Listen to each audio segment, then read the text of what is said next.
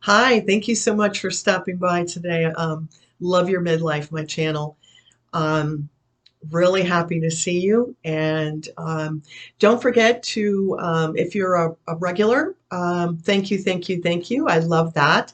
If you haven't subscribed to the channel, I would love for you to subscribe below and follow me. If you like a video, let me know. I love to know what you like and what you find interesting and what we should be talking about. I think that's really important. So always feel free to comment below. Don't forget to check out my website, www.loveyourmidlife.com. Lots of free stuff over there. Um, so I think today we're going to talk about something that's really kind of funny. Um, and just a disclaimer out there, I'm probably going to say shit like about 8 times. So if you're my mom, you probably don't want to listen. She really, really, really doesn't like cuss words. And so I never cuss around her, but it's very appropriate for what we're going to talk about today. So appropriate. Um, it's really dealing with our shit, dealing with our stuff. So the first time that I heard this that I thought was so funny was one of my boys was in high school and he said, "Mom, you've got to see this. You got to see this. It's so funny." And it was this really sarcastic cartoon, Rick and Morty. And I never really listened to it, but this was really really funny. So the girl was driving one of the boys crazy, and he's like, "I don't know why you just can't get your shit together. Get it all together. I mean, put it all in a backpack, all your shit, so it's together. You should take it somewhere. Like, I don't know, you could take it to a shit store, or maybe you could sell all your shit, or maybe even put it in a shit museum, where other people put their shit. Just get it together." And he walks out of the room, and I have to tell you, I thought it was hysterical, especially the shit museum part. I thought that was really funny. Um, how many times do we absolutely positively not have our shit together? I know for me, it's been many, many times over the years. And I think it would have been really funny if someone would have said that to me. It would have been kind of a nice little slap on the face. Hey, by the way, you need to get it together.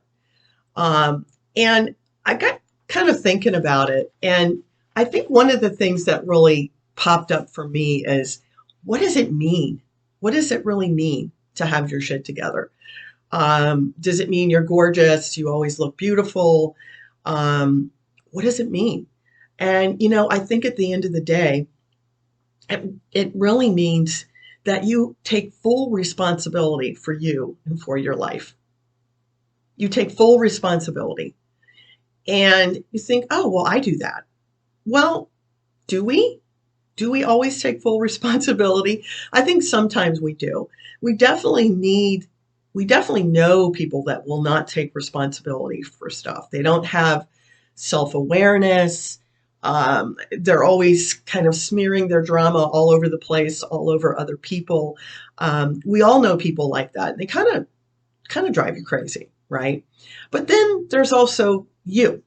Like, do you have your shit together? So it's really owning everything, your body, your emotions, your relationships. If you don't own that, if you can't say, I own my body, my relationships, my life, I take full responsibility for everything, then you might want to pay attention to this, because you need to. And if you don't own it, then who does own it, right? If you're not owning it and taking full responsibility, then who is? Right? I think that's a really good question. Um, a lot of times, what we do is we shift.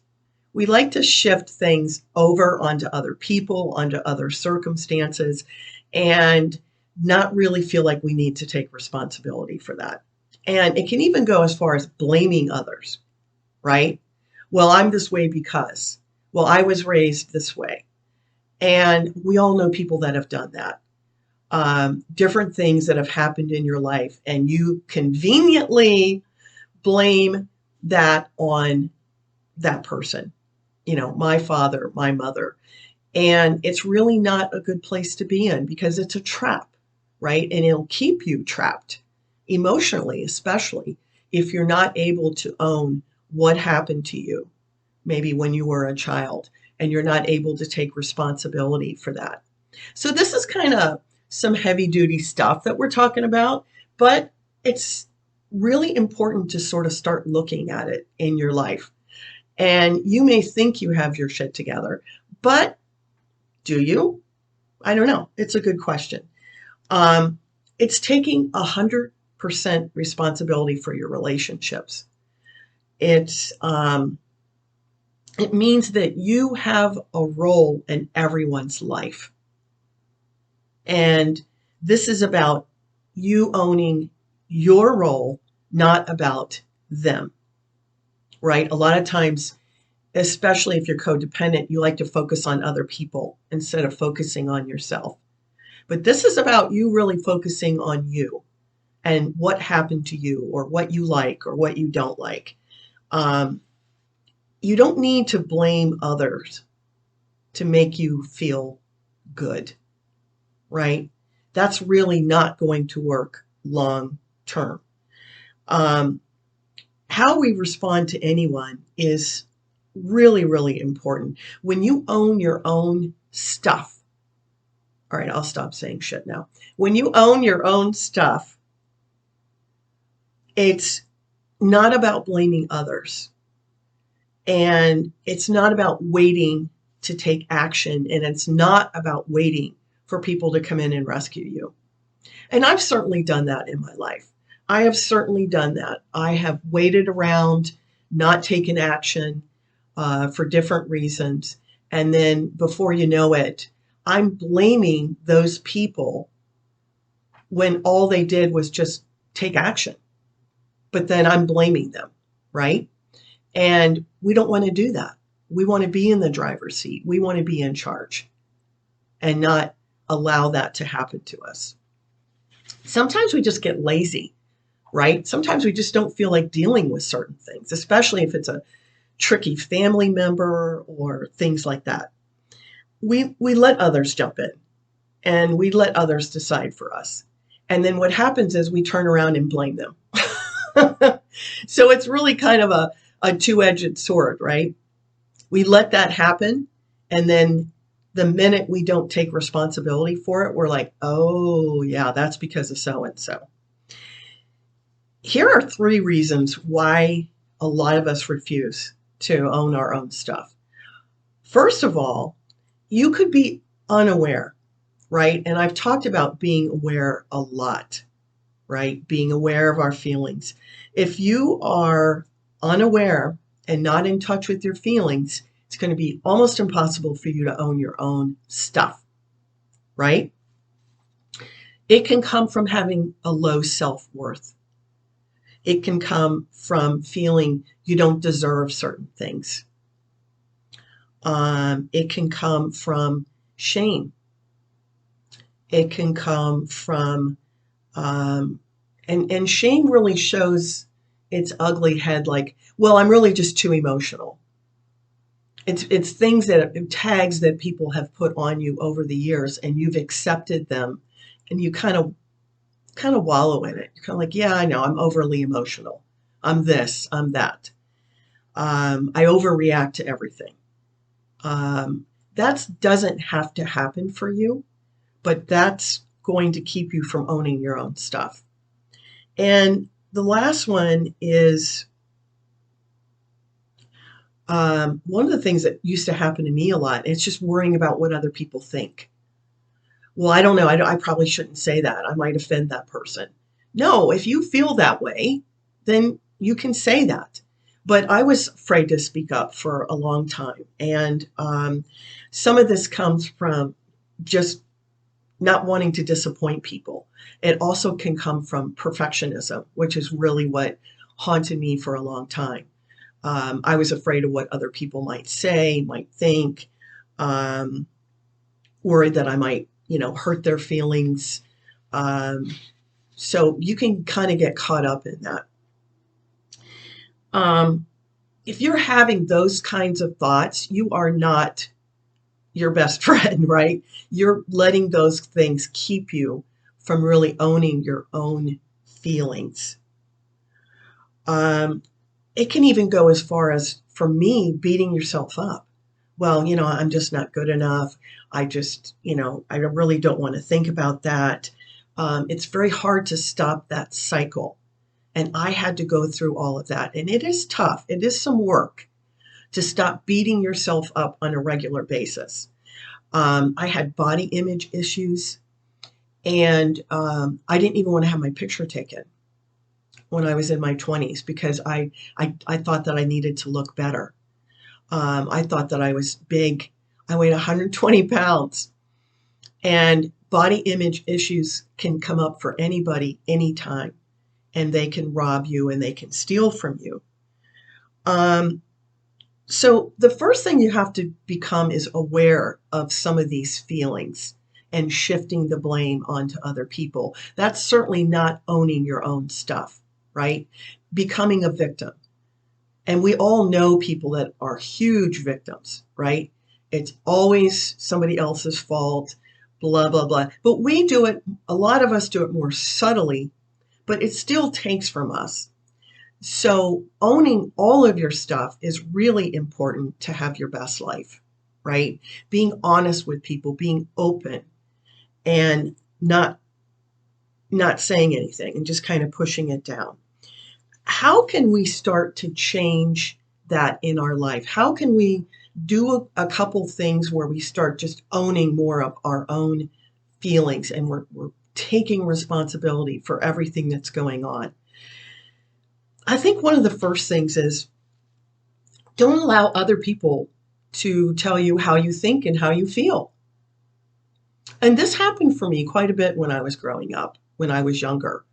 I just kind of stepped aside.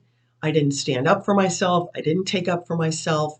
And then it really kind of became a habit where I never really did that. I was kind of shy. I was kind of quiet. So just remember, you're in charge.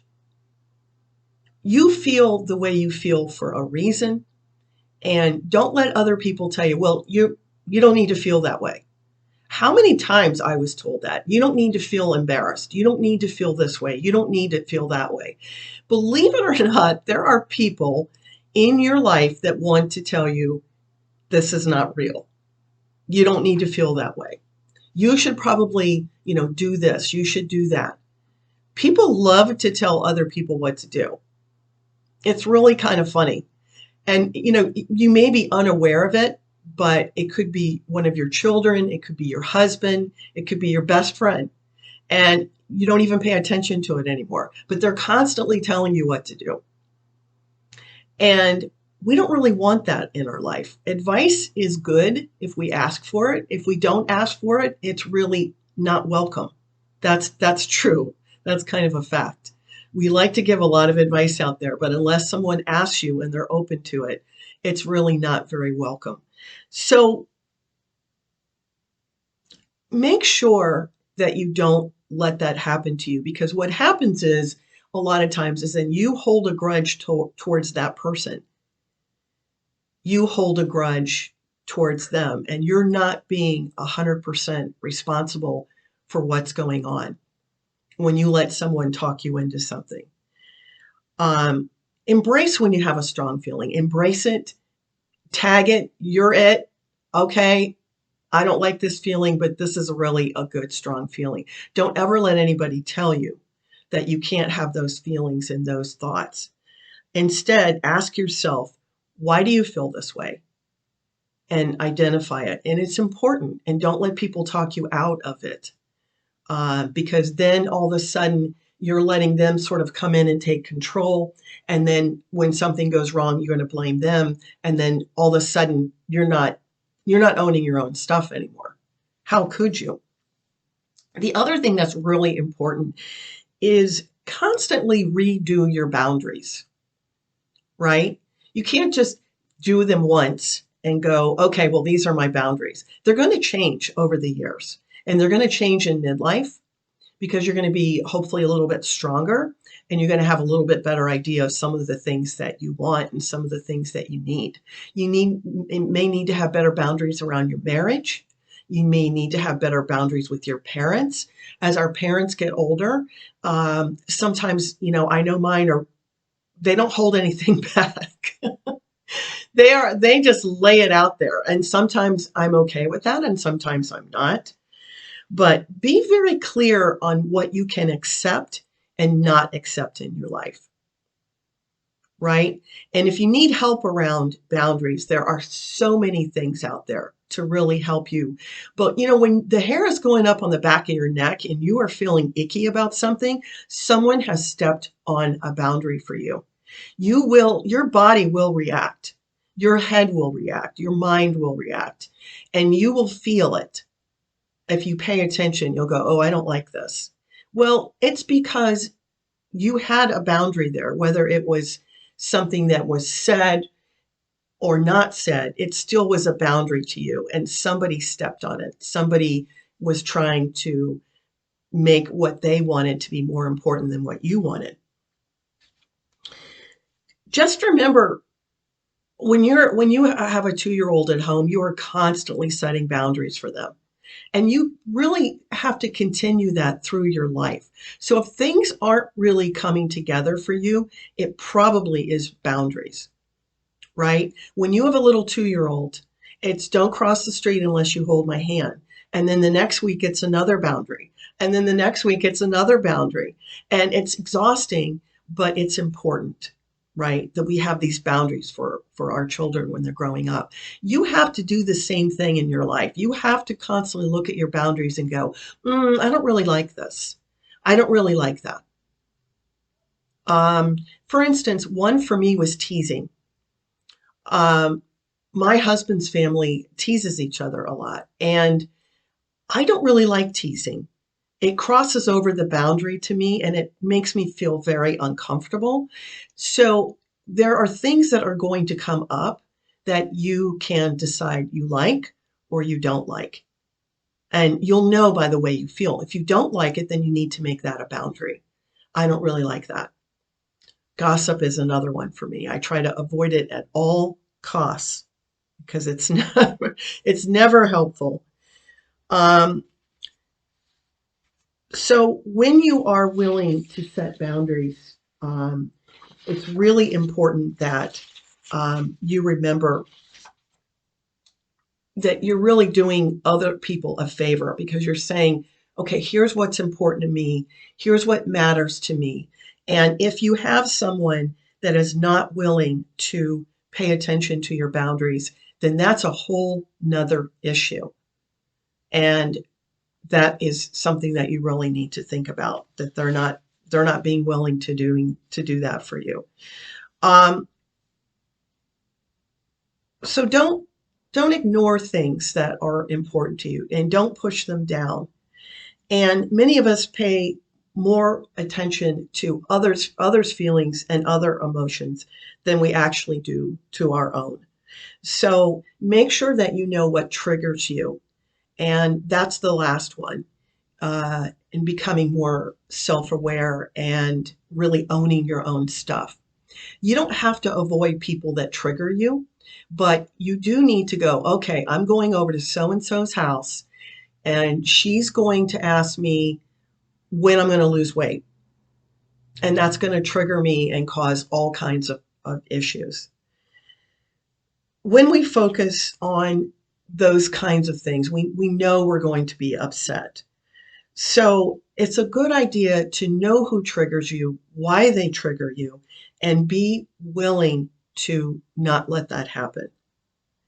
Handle it differently next time. When you walk in, say, I don't want to talk about my weight. A lot of these things you can kind of come in and take control over and set some boundaries around that. I hope this was helpful for you today. It's really important to own your shit. Whoops, I just said it one last time. And know that you can be so much happier and so much calmer when you do some of these things.